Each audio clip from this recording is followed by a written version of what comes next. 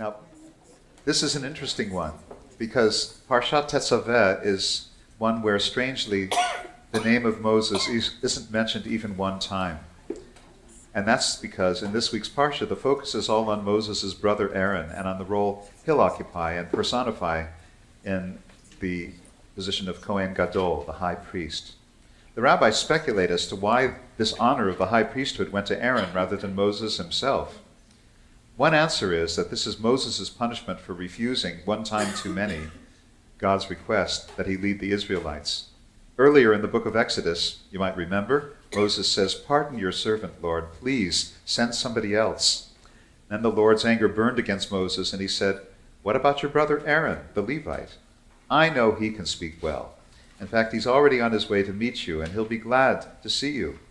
You'll speak to him and put words in his mouth. He'll speak to the people for you. He'll be your spokesman, and you'll be his guide." However, it's much more likely, and it makes much more sense, that God preferred that there should be some separation of powers. In fact, all human authority needs checks and balances in order to avoid corruption. This is true all the more so when it comes to combining political and religious leadership. Keter Malchut, the crown of kingship, and Keter Kehunah, the crown of priesthood, should never be combined in one person. So Moses wore the crowns of political and prophetic leadership. Aaron wore the crown of priesthood. That all-important separation allows Moses and Aaron each to be a check on the other. But what's especially interesting is how this gets expressed in the relationship between the brothers. The Torah says almost nothing about it, but the hints it drops are truly fascinating. First of all, consider the passage we just read when God tells Moses that Aaron is already on his way to meet you and he'll be glad to see you. They sound like simple words, but they're anything but. Remember, Moses is Aaron's younger brother, 3 years his junior. Wouldn't it have been natural for Aaron to be envious that his younger brother is about to become the leader that he himself isn't going to be? And all the more so, since Moses doesn't spend his life living among the people. Remember, Moses began life as an adopted prince of Egypt. Then he took refuge with Yitro and the Midianites. Relative to Aaron, Moses is a complete outsider. Yet God says, "Aaron will be glad to see you." Aaron's ability to rejoice in his brother's rise to greatness is in striking contrast to the rest of biblical history. In fact, you see it's the same old story over and over again. Sibling rivalry, generation after generation, with the younger brother consistently supplanting the older.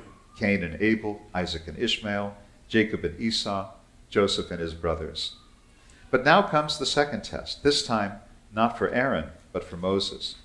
God now commands Moses to create a form of leadership which he himself will never be able to exercise.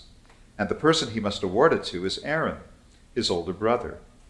Can Moses do so with the same generosity of spirit that Aaron has just shown to him? That this really is a test comes out in the emphasis the Torah places on God's insistence that Moses himself should bestow this honor on Aaron. 3 times the word ve'ata, and you, is used. So here are the examples. "And you command the Israelites about the oil for the menorah that Aaron and his sons should light. And you bring Aaron your brother and his sons with him near to you.